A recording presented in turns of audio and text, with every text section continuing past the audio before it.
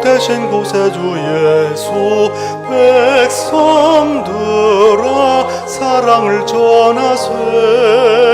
경배하라 하늘의 천군과 전사, 주님 앞에 영광을 돌리세. 목자같이 우리를 지키시고 종일 품에 눌 안아주시니, 찬양하라 높으신 권세를 찬양, 찬양 찬양 영원히 부르세. 영원토록 찬양을 받으시기에 합당하신 주 여호와 우리 아버지 하나님, 그 놀라우신 능력과 크신 은총을 인하여 주께 영광을 돌리나이다. 죄와 사망에서 저희를 건지신 주 예수 그리스도의 구속의 은혜를 소리 높여 찬양하옵고, 오늘도 저희와 함께 계시며 날마다 새롭게 하시는 성령님의 교통하심을 인하여 찬송을 돌리나이다. 오소서, 좌정하소서, 저희의 예배를 받으소서. 성부, 성자, 성령께 영원토록 영광이 있을지이다. 아멘.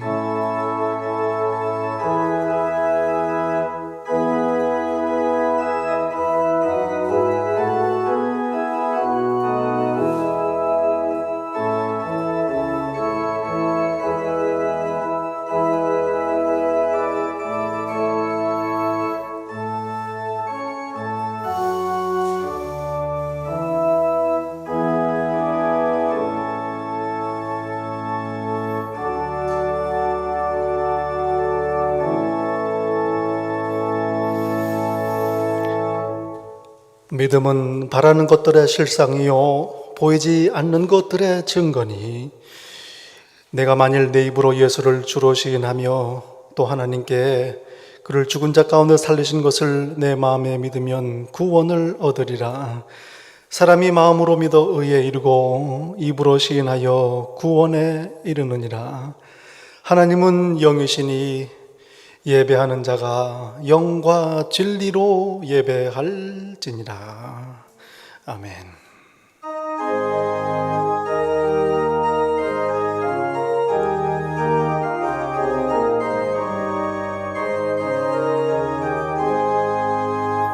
저 높고 푸른 하늘과 숨없는 변한 별들을 지으신 이는 창조주, 솜씨 크고 크셔라. 날마다 뜨는 저 태양, 하나님 크신 권능을 만 백성 모두 보라고 만방에 두루 비치네. 해지고 황혼 깃들 때 동편에 달이 떠올라. 밤마다 귀한 소식을 이 땅에 두루 전하네. 행성과 항성 모든 별 저마다 죄길 돌림서, 창조의 기쁜 소식을 온 세상 널리 전하네.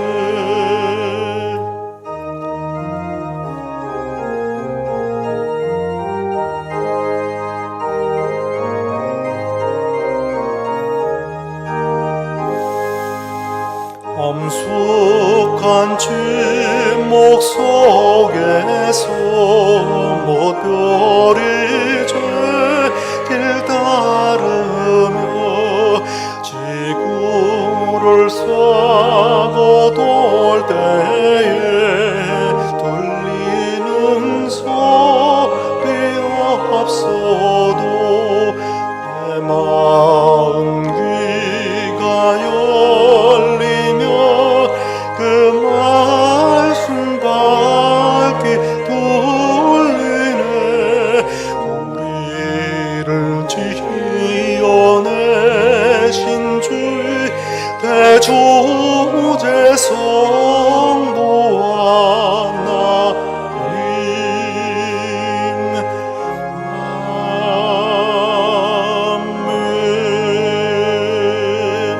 아멘.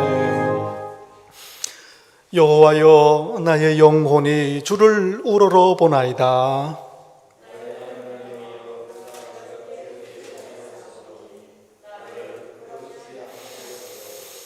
나의 원수들이 나를 이겨 개가를 부르지 못하게 하소서.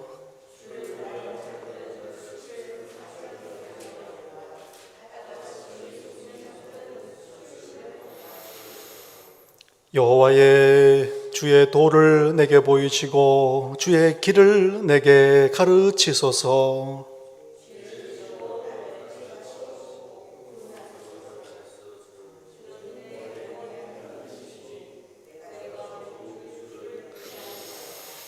여호와여, 주의 국률하심과 인자하심이 영원부터 있어사오니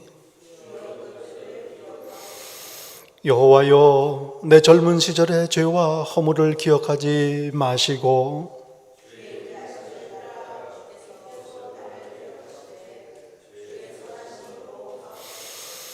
여호와는 선하시고 정직하시니 그러므로 그의 도로 죄인들을 교훈하시리로다.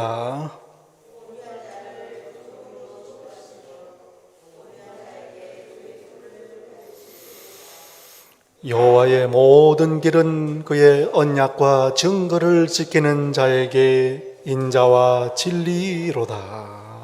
아멘. 전능하사 천지를 만드신 하나님 아버지를 내가 믿사오며 그 외아들 우리 주 예수 그리스도를 믿사오니 이는 성령으로 잉태하사 동정녀 마리아에게 나시고 본디오 빌라도에게 고난을 받으사 십자가에 못 박혀 죽으시고 장사한 지 사흘 만에 죽은 자 가운데서 다시 살아나시며 하늘에 오르사 전능하신 하나님 우편에 앉아 계시다가 저리로서 산 자와 죽은 자를 심판하러 오시리라.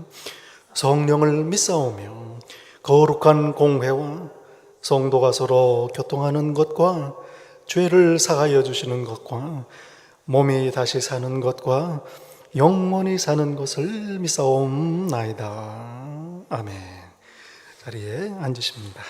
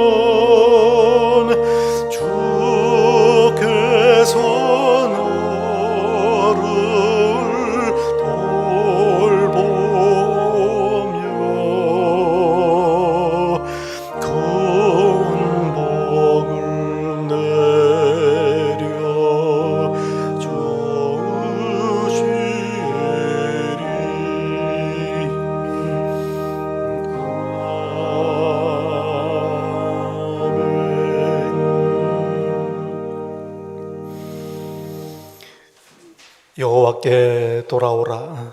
그리하면 그가 긍휼히 여기시리라. 우리 하나님께로 돌아오라.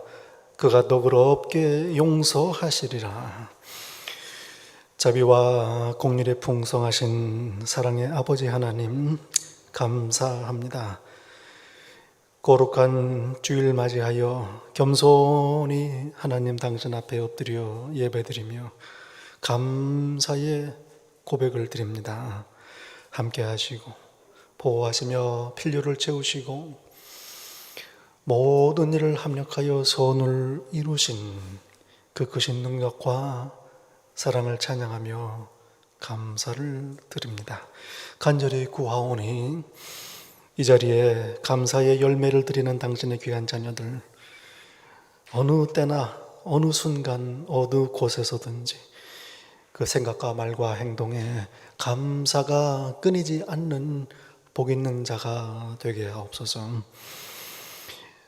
저희의 허물과 죄를 애통하며 자복합니다. 저희의 어리석음, 믿음 없음을 고백합니다. 하나님께 대하여, 형제 자매를 향하여, 또 제 자신에게 합당치 못한 생각과 말과 행동, 이 시간 십자가 앞에 참 회개하며 내려놓습니다. 불쌍히 여기소서. 저희의 모든 죄와 죄의 짐을 다 내려놓으니 저희를 불쌍히 여기소서. 이 시간 계속해서 조용히 하나님 앞에 엎드려 참회의 기도를 드립니다.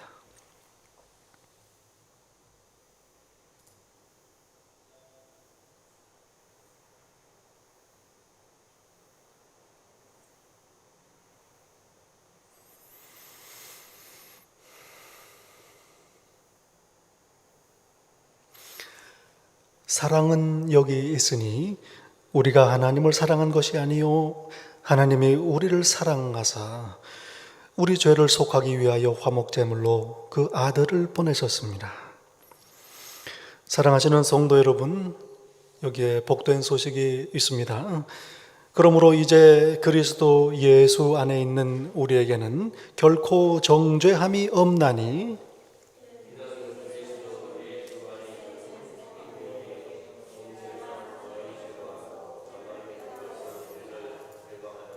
아멘.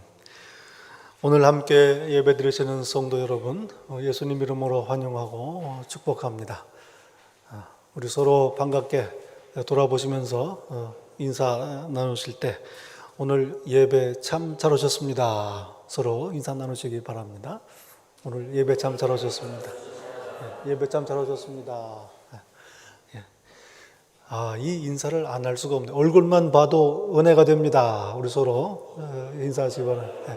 얼굴만 봐도 은혜가 됩니다. 할렐루야. 아이고, 감사합니다. 함께 하나님께 예배드리는 것 참 저희의 행복입니다. 이제 사순절 셋째 주일 지나고 있습니다. 예수님의 고난 우리 기억하고 또 저희도 회개하고 절제하는 그런 복된 계절 보내시기를 축복합니다. 기도 제목이 있습니다. 우리 성도님들을 위해서 서로 기도해 주시기를 부탁을 드리고요. 또 저희 살고 있는 이 땅을 위해서 또 이 세상 위해서 하나님께서 다스리소서 계속 기도해 주시기를 부탁을 드립니다. 하나님께 봉헌하겠습니다.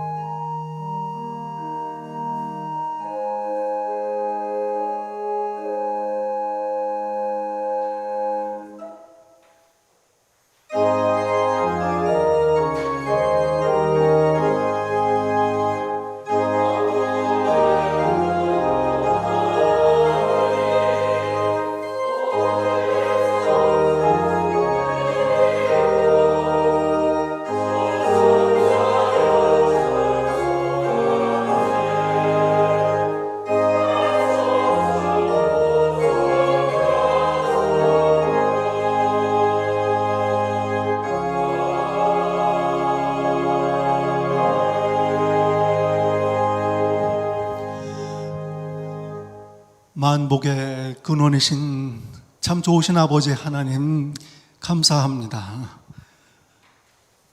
저희의 가진 모든 것 하나님의 은혜요, 누리는 것, 또 저희 오늘 나 된 것 모두 하나님의 은혜임을 이 시간 다시 한번 깨닫고 고백하며 아버지의 은혜에 감사하여 아버지의 것을 드립니다. 저희의 귀한 예물을 바칩니다. 저희의 사랑과 존경을 드립니다. 그리고 무엇보다도 이 세상과 구별된 산 제물로 저희의 몸을 아버지의 제단 앞에 드립니다. 기뻐 받으소서. 만물의 주인이신 아버지 하나님, 하늘 문을 여시고 이 땅에 누릴 수 없는 귀한 하늘의 신령한 모든 좋은 것들로 내려주셔서 당신의 자녀들 이 광야 인생길 가는 동안 조금도 부족함이 없게 하시며 오히려 풍성히 넘치는 복을 주셔서 이 땅에 사는 동안 찬송하며 간증 올리게 하옵소서. 바친 모든 것 사용하시어 나라를 세우시고 당신의 피값으로 사신 이 귀한 교회 든든히 세우시어 영광 받으시고 예배 받으시며 예수 그리스도의 십자가의 은혜, 십자가의 복음이 선포되게 하옵소서. 감사하며 예수님 이름으로 기도드리옵나이다. 아멘.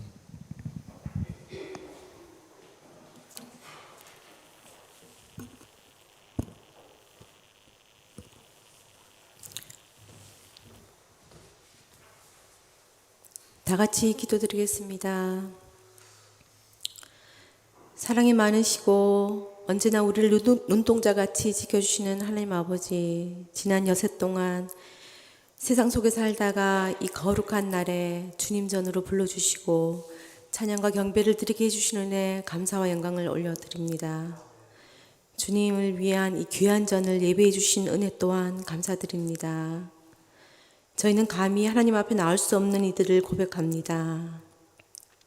하지만 미련한 자를 택하사 지혜 있는 자를 부끄럽게 하시고 약한 자를 택하사 강한 자를 부끄럽게 하시는 하나님의 은혜를 의지하고 이 자리에 나왔습니다. 저희를 붙들어 주시고 주님 앞에 온 몸과 마음을 다해 감사드리는 이 시간이 될 수 있도록 주님 도와주시옵소서. 존귀하신 하나님 아버지, 저희가 주님을 의지하는 것이 이 세상을 이기는 방편이 되게 하여 주시옵소서. 이 힘들고 두렵고 어지러운 세상, 하나님의 거룩한 백성으로서 이 세상을 넉넉히 이길 수 있는 믿음을 주시옵소서. 평생을 주님과 동행하며 살아갈 수 있는 자녀가 되게 하여 주시고 하나님의 성전을 섬기는 것이 이 세상의 최고의 가치로 여기는 자녀가 되기를 원하옵나이다. 하나님 아버지, 이 시간 목사님을 통하여 말씀을 받습니다. 말씀 증거하시는 목사님께 큰 은혜 주시고 함께 하셔서 영육간의 강건함을 허락하시고 큰 능력이 나타나는 이 시간이 되게 하여 주시옵소서. 그 말씀을 받는 힘든 이들에게 위로가 되게 하여 주시고 아픔이 있는 이들에게는 치료약이 되게 하여 주시옵고 우리 자녀들에게는 세상을 헤쳐나갈 수 있는 방패가 되어 주시옵소서. 여러 모양으로 예배를 드리는 우리 믿음의 가족들 말씀을 사모하게 하시고 통하여 크신 은혜 내려주시옵소서. 성령님께서 이 예배를 주장하여 주실 줄 믿습니다.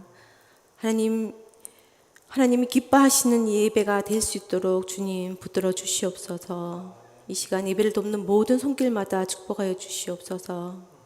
하나님, 이 예배가 정말 은혜와 기쁨이 넘치게 하실 줄 믿습니다. 저희 곁에 살아계신 역사하시는 예수님 이름으로 기도드려옵나이다. 아멘.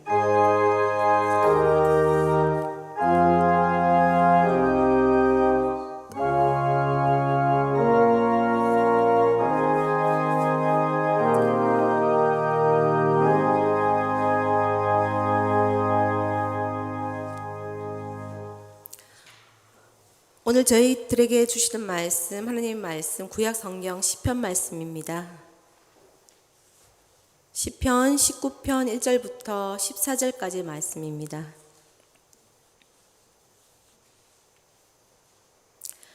시편 19편 1절부터 이 귀한 계시의 말씀을 봉독할 때에 다 함께 살아계시는 하나님의 음성을 들으실 수 있기를 바랍니다.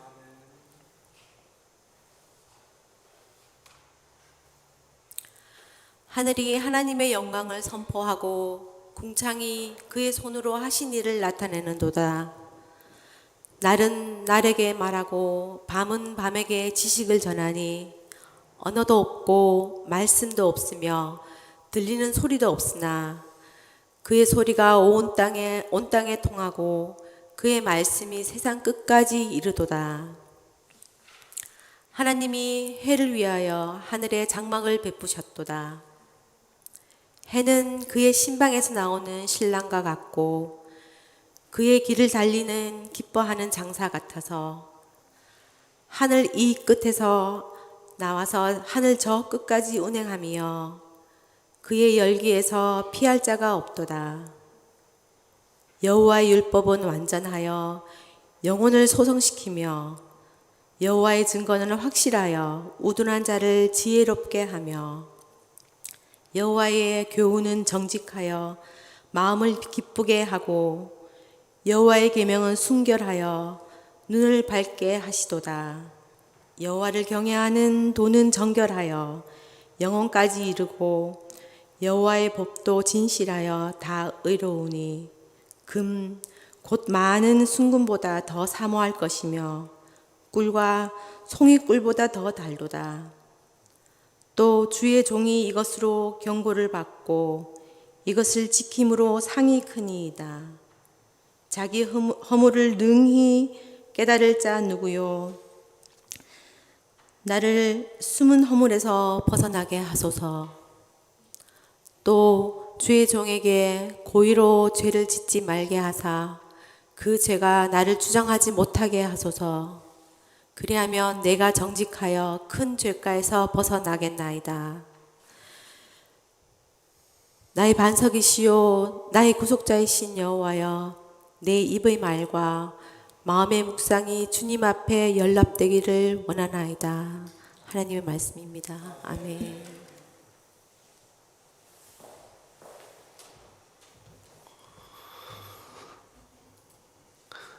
이 아침에 저에게 주시는 하나님의 말씀, 신약 성경 요한복음 말씀입니다. 요한복음 2장 13절부터 22절까지 말씀입니다. 요한복음 2장 13절부터 이 귀한 계시의 말씀을 봉독할 때에 함께 하나님의 음성을 들으실 수 있기를 바랍니다. 유대인의 유월절이 가까운지라 예수께서 예루살렘으로 올라가셨더니 성전 안에서 소와 양과 비둘기 파는 사람들과 돈 바꾸는 사람들이 앉아있는 것을 보시고 노끈으로 채찍을 만드사 양이나 소를 다 성전에서 내쫓으시고 돈 바꾸는 사람들의 돈을 쏟으시며 상을 엎으시고 비둘기 파는 사람들에게 이르시되 이것을 여기서 가져가라. 내 아버지의 집으로 장사하는 집을 만들지 말라 하시니 제자들이 성경 말씀에 주의 전을 사모하는 열심이 나를 삼키리라 한 것을 기억하더라. 이에 유대인들이 대답하여 예수께 말하기를 네가 이런 일을 행하니 무슨 표적을 우리에게 보이겠느냐. 예수께서 대답하여 이르시되 너희가 이 성전을 헐라 내가 사흘 동안에 일으키리라. 유대인들이 이르되 이 성전은 46년 동안에 지었거늘 네가 3일 동안에 일으키겠느냐 하더라. 그러나 예수는 성전된 자기 육체를 가리켜 말씀하신 것이라. 죽은 자 가운데서 살아나신 후에야 제자들이 이 말씀하신 것을 기억하고 성경과 예수께서 하신 말씀을 믿었더라. 하나님의 말씀입니다. 아멘.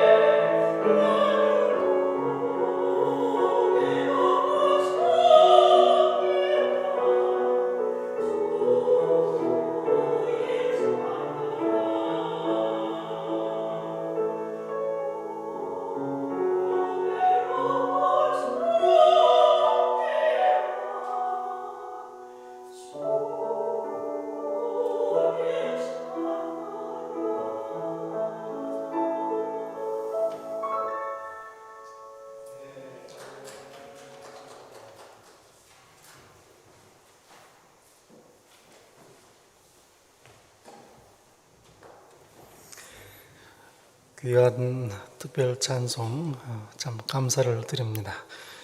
우리 함께 예배드리시는 모든 성도님들께 큰 은혜가 된 줄로 믿습니다. 예수님께서 예루살렘으로 올라가셨습니다. 신약 성경에는 복음서가 4개가 있습니다. 마태, 마가, 누가복음은 예수님께서 갈릴리에서 사역하신 일을 중심으로 기록을 하고 있습니다. 이에 반해서 요한복음은 상대적으로 예루살렘에서 행하신 예수님의 사역을 많이 보도를 하고 있습니다. 오늘 본문도 예루살렘에서 일어난 일입니다. 예루살렘은 하나님의 성전이 있는 곳이지요. 성경은 늘 예루살렘으로 올라간다 그렇게 말씀을 합니다. 마치 한국에서 지방에 있는 분들이 서울 올라간다 하는 표현과 마찬가지입니다.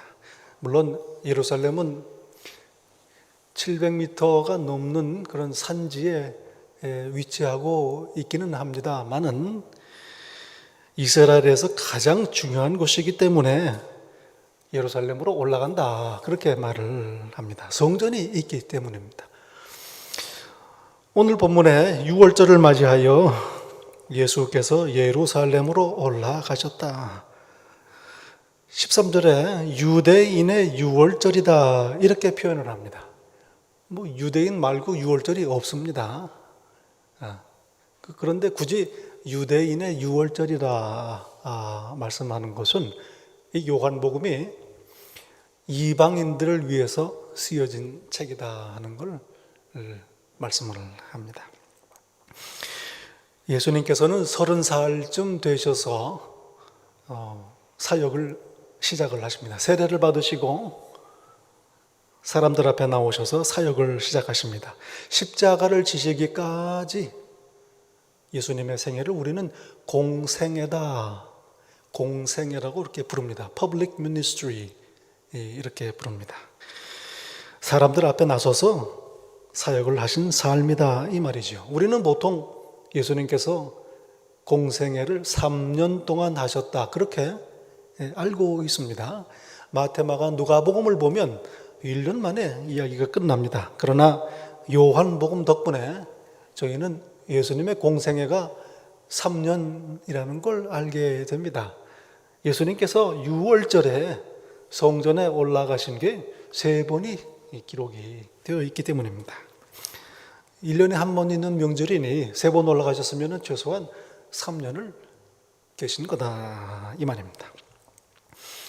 6월절은 이스라엘이 노예 생활하던 애굽에서 탈출해 나온 사건을 기념하는 그러한 큰 명절입니다.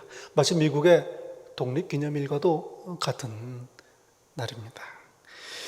구약 성경의 율법에 보면 이스라엘 백성 남자들은, 성인들은 적어도 1년에 3번 성전을 찾아서 예배를 드리도록 그렇게 되어 있습니다. 6월절, 오순절, 초막절 명절입니다. 그러다가 점차 유대인들이 온 세상에 퍼져서 살기 시작하면서 그들의 삶은 회당 중심의 삶이 되었습니다. 그래도 여전히 모든 유대인들에게는 성전을 찾아서 예배드리는 것이 아주 중요한 그러한 일이었습니다. 그리고 해외에 살던 유대인들은 평생 한 번이라도 성전 순례하는 게 일생의 소원이었던 겁니다. 정확하게 알 수는 없지만 예수님 당시에 예루살렘에 한 10만 명 정도가 살고 있었습니다. 그런데 6월절 등 명절이 되면 온 세상에서 유대인들이 성전을 찾아 순례를 합니다. 수십만 명에서 많게는 200만 명이 넘는 사람들이 이 명절 기간에 예루살렘을 찾게 됩니다. 얼마나 상상하기 어려울 정도로 북적거리는 때죠. 로마 총독부는 비상이 걸립니다. 로마 제국의 식민 통치에 반대해서 반란이 일어날 수도 있기 때문입니다. 이런 상황이 일주일 정도 계속됩니다. 한편으로는 예루살렘 경제는 특수를 맞습니다. 장사하는 사람들은 얼마나 기다리던 그런 때인지 모르죠. 예수님께서 성전 안으로 들어가십니다. 이 성전은 어린 예수님을 죽이려고 했던 헤롯이 짓기 시작한 성전입니다. 사방에 20m가 넘는 축대를 만들어서 성벽을 벽을 삼고 땅을 도두어서 터를 만들어 성전을 만들었습니다. 그 넓이가요, 직사각형 모양인데 480m, 1600 feet, 그리고 900 feet, 300m에 달하는 큰 터입니다. 축구장의 20배가 넘는 면적입니다. 한 4,000평이 되죠. 오늘 본문 20절은 이 성전을 46년 동안 지었다, 그렇게 말씀을 합니다. 사실은 이때까지도 완성이 되지 않았습니다. 예수님이 승천하신 후에도 35년 동안 계속 공사를 해서 성전이 완성이 되죠. 그리고 참 아이러니하게도 완성한 지 5년 만에 로마 제국에 의해서 성전이 파괴가 됩니다. 예수님께서 성전 안에서 장사꾼들을 보십니다. 우연히 눈에 띈 게 아닙니다. 예수님께서는 이제까지 매년 6월절이 되면, 명절이 되면 예루살렘 성전을 찾아 예배하셨습니다. 그동안에 계속 보아오셨습니다. 그리고 이제 공생애를 시작하시면서 작정을 하시고 손을 대시는 겁니다. 소, 양, 비둘기를 파는 사람들이 있습니다. 또 환전상들이, 돈을 바꾸는 사람들이 자리를 잡고 앉아 있습니다. 여러분, 마구간이나 동물원 가축들을 보신 경험이 있습니다. 냄새가 보통이 아닙니다. 성전뜰 안에 온통 냄새가 진동합니다. 짐승들의 소리, 사람들의 수많은 소리, 장사꾼들의 소리가 섞여서 시끄럽고 어지럽기 짝이 없습니다. 성전이 시장 바닥이 되어 있는 겁니다. 성전터에 들어서면 이방인의 뜰, Gentiles Court라고 부르는 넓은 공간이 나타납니다. 이방인들은 여기까지 들어올 수 있습니다. 당시 예루살렘 성전은 로마 제국 안에서도 손꼽히는 큰 신전 중에 하나였습니다. 그러니 이방인들이 많이 찾아옵니다. 그리고 넓은 이방인들 뜰 한가운데에는 유대인들만 따로 들어갈 수 있는 성전 터가, 경내가 따로 있습니다. 오늘 장사꾼들이 있던 곳은 바로 이 이방인들의 뜰이라고 불리는 그런 넓은 공간입니다. 이 짐승들, 순례자들이 제물로 하나님께 예배하기 위해, 바치기 위해 마련되어 있는 희생 제물들입니다. 구약 성경의 율법에 보면 제물로 바칠 짐승들은 흠이 없어야 됩니다. 다친 것도 없어야 되고 병든 것도 안 됩니다. 누가 판단합니까? 성전의 제사장들이 검사하고 판정을 내립니다. 해외에서 순례를 왔다면 제사로 드릴 동물을 짐승을 가져올 수가 없지요. 그래서 예루살렘에 와서 사야 됩니다. 갈릴리에서 양을 데리고 왔다가 만일 성전에서 검사를 받았는데 불합격 판정이 나온다. 큰일입니다. 그리고 예루살렘 근처에 사는 사람이나 심지어 예루살렘에 사는 사람들이라도 성전 바깥에 시장에서 사가지고 들어왔다가 제사장 검사 통과 못하면 낭패입니다. 사실은 성전 밖에서 가져온 짐승은 제사장들이 통과시켜주지를 않았습니다. 그러니 성전 뜰 안에서 파는 짐승들을 합격이 보장되어 있는 짐승들을 사게 되는 겁니다. 엄청난 프리미엄이 붙습니다. 제가 그 전에 부시 가든이라는 데 버지니아에 거기 갔는데 가서 콜라 한 병을 사 먹는데 몇 불을 주고 먹었던 기억이 있습니다. 그런 겁니다. 그러니 예루살렘 성전이 어떤 상황이었는지 짐작이 되죠. 또 환전상들이 있습니다. 성전에 오는 순례자들은 성전세를 내야 합니다. 성전세, 세금을 내. 그런데 받는 화폐가 정해져 있습니다. 자기들이 고향에서 사용하던 화폐를 안 받습니다. 심지어 로마 황제가 발행한 로마 제국에서 통용되던 돈도 성전에서는 안 받습니다.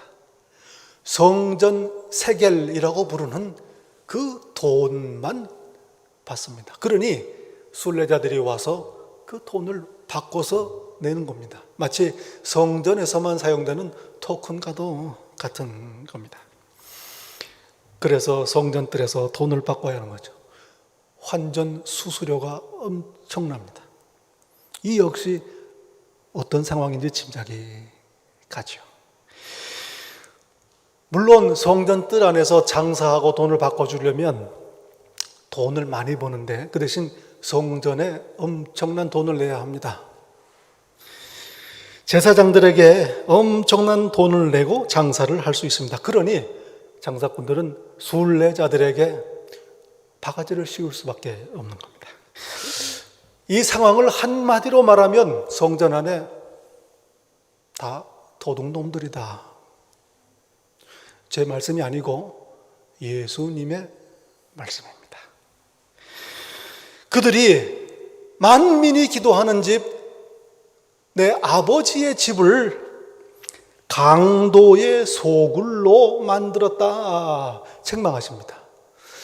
요한 사도는 워낙 점잖으신 분이니까 오늘 요한복음에 보면 장사하는 집으로 만들지 말라 하시는데 마태, 마가, 누가복음에 보면 도둑의 소굴로 만들었다는 예수님의 책망이 그대로 기록이 되어 있습니다.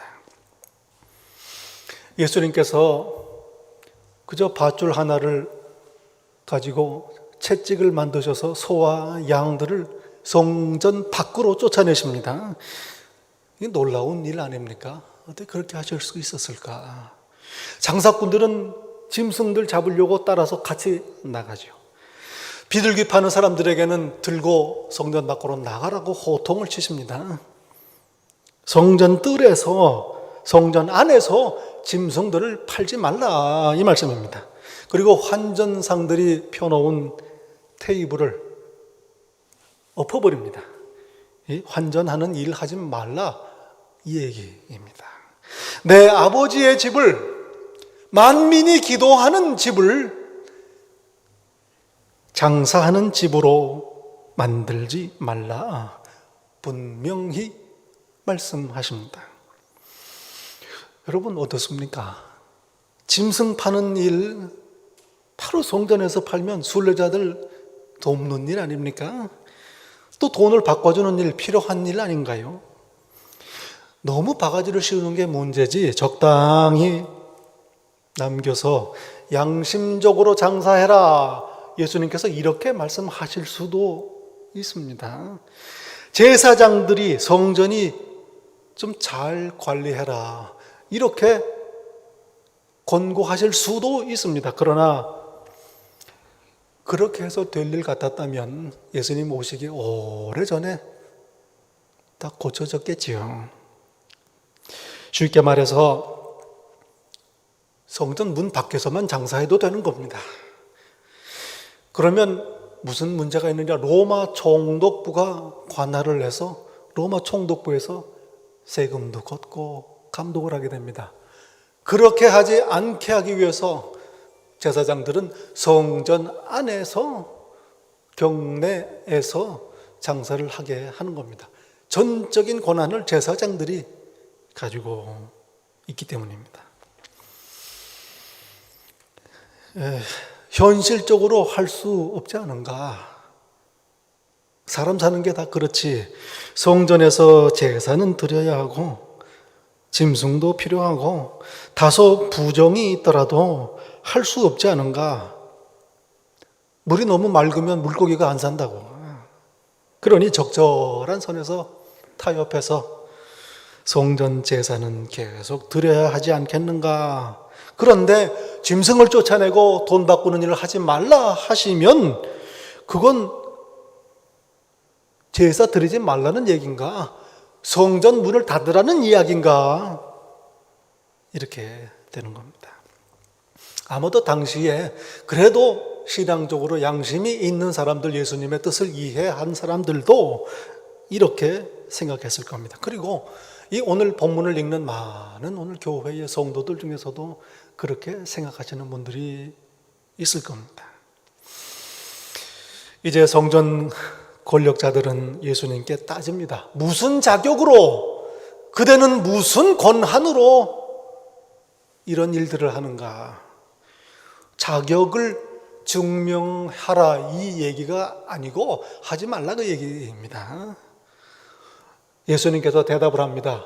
이 성전을 헐라 내가 사흘 동안에 일으키리라. 글쎄요, 어떻게 그들이 성전을 헐겠습니까? 46년 걸린 겁니다. 부수는 것도 그만큼 걸릴 거예요. 예수님께서 무리한 조건을 내세워서 대답을 피하시는 건가요? 그렇지 않습니다.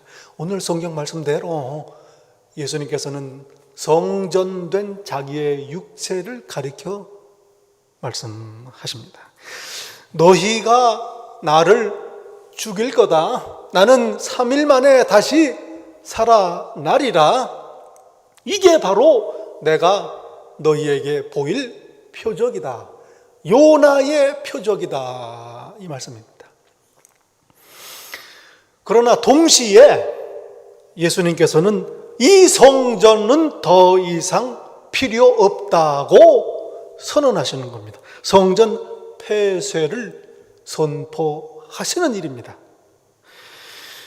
오늘 예수님의 책망과 말씀은 성전을 닫으시겠다는 말씀입니다. 좀 고쳐라. 개혁해서 타락한 성전을 어떻게든지 좀 고쳐서 좀 더 낫게 좋게 만들라. 이런 말씀이 아닙니다.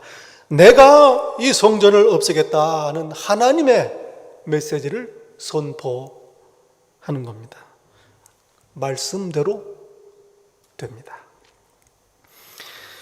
동시에 예수님께서는 자신이 참 성전이라는 걸 선언하십니다. 하나님께서는 예배를 받으시기 원하십니다. 이스라엘 백성들을 부르셔서 예배하는 백성으로 삼으셨습니다. 교회로 저와 여러분을 부르셔서 예배 드리는 백성으로 만드셨습니다. 하늘과 땅 아래에 있는 모든 자들이 예수 그리스도를 주라 시인하며 하나님께 영광을 돌리고 예배하는 것, 이게 하나님의 최종적인 뜻입니다. 예배. 그동안 하나님께서는 성전을 통해서 예배를 받으셨습니다. 그러나 이제는 성전을 폐쇄하시려고 합니다. 참 성전이 이제 나타났으니 옛 성전은 더 이상 필요가 없는 겁니다. 성전이 문제가 있어서만은 아닙니다. 문제 때문에 닫는다 그러면 진즉에 닫으셨어야죠. 시한이 만료된 겁니다. 성전, 참 성전이 이제 오셨습니다. 예수 그리스도이십니다. 그러니 이 성전을 헐라 3일 만에 다시 일으키리라. 여러분, 성전 어떤 곳입니까? 성전 하나님께서 계시는 곳입니다. 골로새서 2장은 말씀합니다. 하나님의 신성의 충만하심이 예수님의 육체 안에 거하신다. 이 땅에 오신 예수님께서 성전이시다, 이 말씀입니다. 요한복음 1장 14절에서는 우리 가운데 오셔서 그리스도의 육체로 거하시는 하나님을 선포합니다. 말씀이 육신이 되어 우리 가운데 거하심에 먼 옛날 광야에서 성막을 만들라고 말씀하실 때 하셨던 말씀입니다. 너희 가운데에 내가 거하리라. 광야에서 성막을 통해 이스라엘 백성 가운데 거하셨던 하나님께서 이제 예수 그리스도를 통해 우리 가운데 거하신 겁니다. 성전은 또한 저희가 하나님을 만나는 곳입니다. 하나님을 어떻게, 예수님께 나오면 하나님을 만납니다.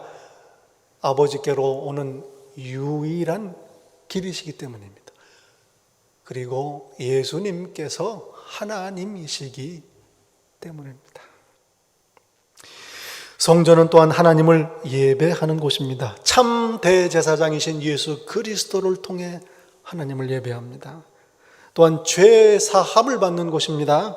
하나님이신 예수께서 저희의 죄를 사하십니다.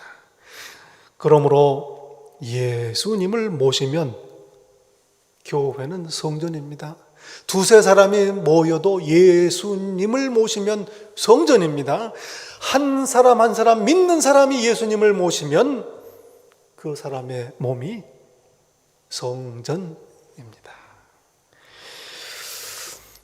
오늘 말씀을 보면서 또 한 가지를 생각하게 됩니다. 성전은 거룩한 곳입니다. 내 아버지의 집으로 장사하는 집을 만들지 말라. 다른 복음서에서는 성전은 기도하는 집이다, 이렇게 기록을 합니다.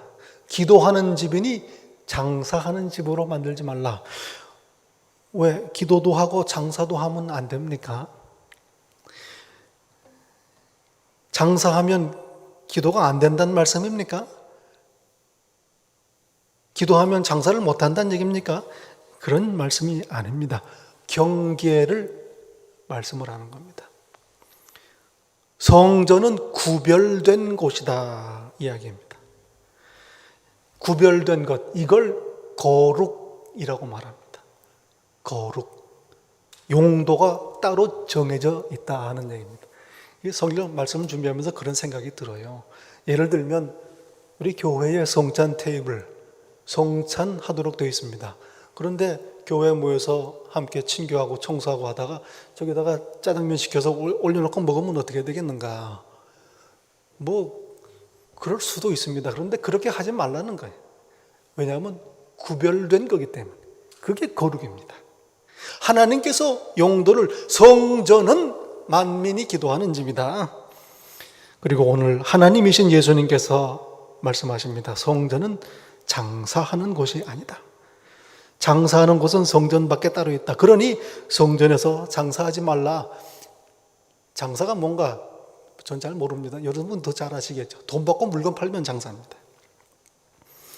아니, 교회가 좋은 뜻으로 순수한 동기로 양심적으로 하면 안 됩니까? 또 번 돈을 좋은 일에 쓰면 되지 않겠습니까? 많은 교회들이 그렇게 하죠. 예루살렘 성전도 그렇게 하다가 이렇게 됐습니다. 그게 문제가, 거룩함에 문제입니다. 생각하게 되지요. 한국에 많은 교회들 제가 있을 때만 해도 언제부터인지 교회 안에 카페를 운영을 하고 커피 팔고 음료수 빵을 팔더라고요. 또 서점을 운영을 합니다. 얼마나 좋습니까? 깨끗하고 점잖고. 또 책도 팔고 문방구도 팔고. 또 제가 아는 어떤 교회 갔더니 교회 점심시간에 식당에서 돈을 얼마를 받고 음식을 팔더라고요. 또 많은 교회들이 어린이집을 운영하는 게 얼마 전까지만 해도 아주 유행이었습니다. 지금은 어떤지 모르겠는데요. 돈 받으면 장사입니다.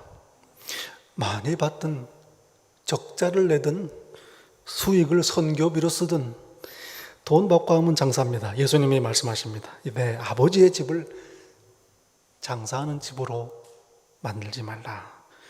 장사가 나쁜 일이라는 말씀이 아닙니다. 물론 나쁜 장사꾼들도 있습니다. 그러나 성전을 장사하는 가게로 쓰지 말라 이 말씀. 교회에 용도가 있습니다. 하나님께서 피값으로 사셨습니다. 이 세상에서 택하시고 불러내신 성도들을 구별해서 모으신 곳입니다. 하나님을 예배하는 곳, 회개하는 곳, 용서받는 곳, 하나님을 만나는 곳이어야 합니다. 그런 생각이 들어요. 이 세상은 오히려 이 구별을 엄격하게 지키더라고요. 학교에서, 관공서에서 기도 못하게 합니다. 여기는 기도하는 집이 아니다. 얼마나 구별을 하는지 모릅니다. 교회가 아니면 할 수 없는 일들이 있습니다. 이게 교회의 거룩함입니다. 주일마다 그전부터 그랬지만 지금도 커피, 빵을 이 교회가 준비를 합니다. 우리 윤미 집사님이 아침마다 수고를 하셔서 여러분 오셔서 참 잘 드시지 않습니까? 돈 안 받습니다. 저도 잘 먹습니다. 얼마나 감사한 일이죠. 또 지금은 코로나 때문에 못하지만 계속 주일날 교회에서 점심 식사를 준비해서 같이 나누었습니다. 돈 안 받고 교회가 준비하는 거예요. 그렇게 해야 됩니다. 그냥 먹고 마시면 되겠는가? 원가라도 실비로 받아야 되지 않겠는가? 한국에 제가 아는 교회의 이야기입니다. 그게 아닙니다. 헌금하면 됩니다. 하나님의 은혜에 감사해서 그리고 형제 자매들을 사랑해서 헌금하면 되는 거예요. 개인도 마찬가지입니다. 성도 한 분 한 분이 하나님께서 거하시는 하나님의 집입니다. 성전입니다. 한 사람 한 사람이 거룩한 성전입니다. 경건한 삶, 거룩한 삶을 살아야 하는 이유가 여기에 있는 겁니다. 예수님께서 참 성전이십니다. 그러니 이제 저희는 예수 이름으로 하나님을 예배할 수 있습니다. 오늘도 저와 여러분이 이렇게 하나님 앞에 나와서 행복하게 하나님을 예배합니다. 얼마나 큰 영광입니까? 하나님 앞에 나오고 하나님께서 저희를 만나주시고 말씀하십니다. 하나님 나라의 백성으로 서로 교제를 나눕니다. 비록 저의 몸은 이 땅에 살지만 하나님의 나라를 누리는 겁니다. 구약시대에는 오직 택한 이스라엘 백성만이 누리던 특권이었습니다. 그러나 오늘 저희가 이 특권을 누립니다. 참 성전이신 예수 그리스도의 은혜입니다. 그러나 꼭 기억해야 할 게 있습니다. 참 성전을 세우시기 위해서 먼저 그 성전이신 몸이 무너져야 했습니다. 고난받으시고 십자가에 달리셨습니다. 십자가에 고난이 있고서야 비로소 참 성전을 세우신 겁니다. 예수님의 고난을 위한 고난이 아닙니다. 부활의 영광을 향한 고난입니다. 하나님께서는 예수 그리스도를 죽음에서 일으키시어 참 성전을 세우셨습니다. 저희가 예수님을 통해서 하나님께 나와 예배 드리게 하신 겁니다. 저희를 자녀 삼으시고 백성 삼으신 하나님의 은혜입니다. 예수님의 고난의 의미입니다. 사순절에 저희에게 주시는 하나님의 메시지입니다.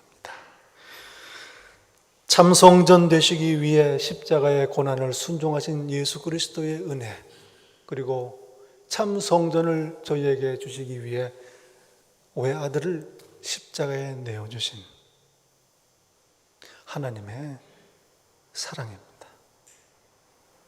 기도하겠습니다.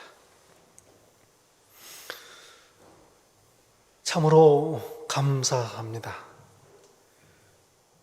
하나님 밖에 있던 자들이요, 그저 죄 가운데 저주 가운데에 헤매이며 고통하다가 영원한 멸망당할 수밖에 없었던 저희들을 자녀 삼으시고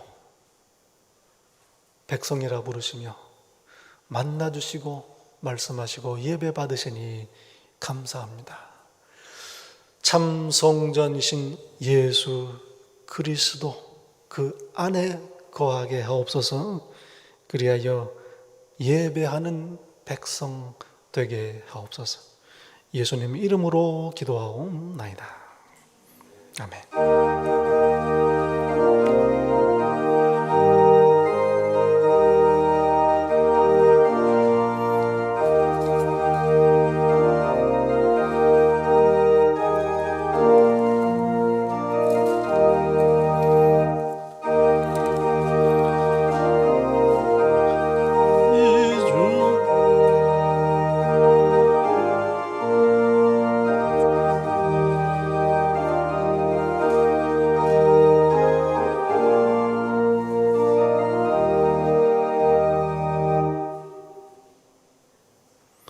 예, 447장 찬송입니다.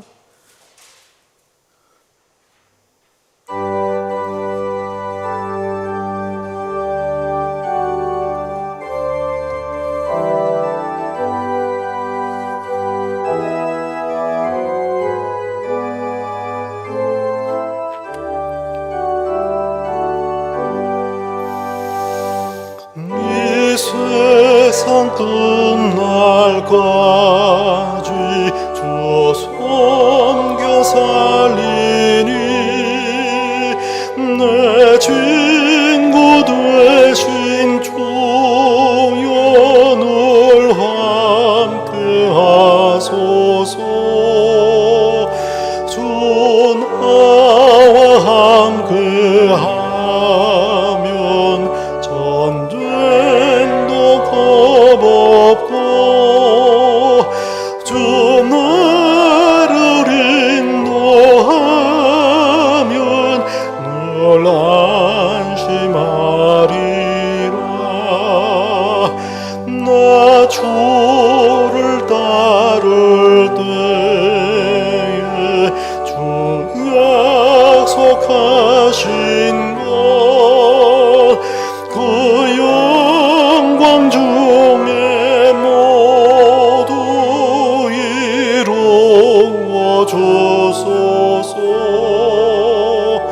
나 주의 뒤를 따라 섬기며 살리니 그 크신 은혜 속에 날 인도하소서.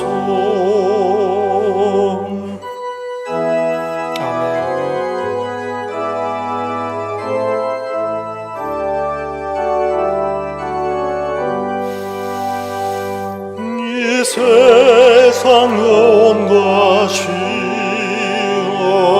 내 맘을 흔들고 저악한 원수들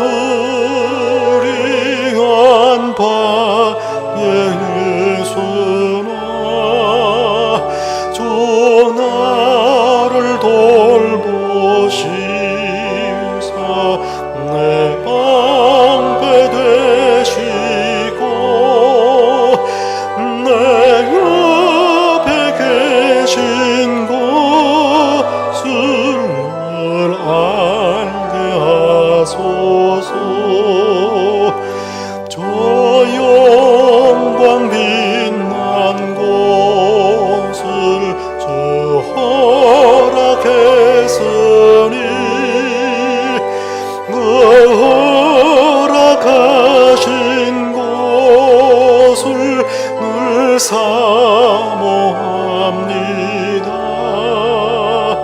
끝까지 쉬지 않고 저 따라가리니 저 넓은 사랑으로 널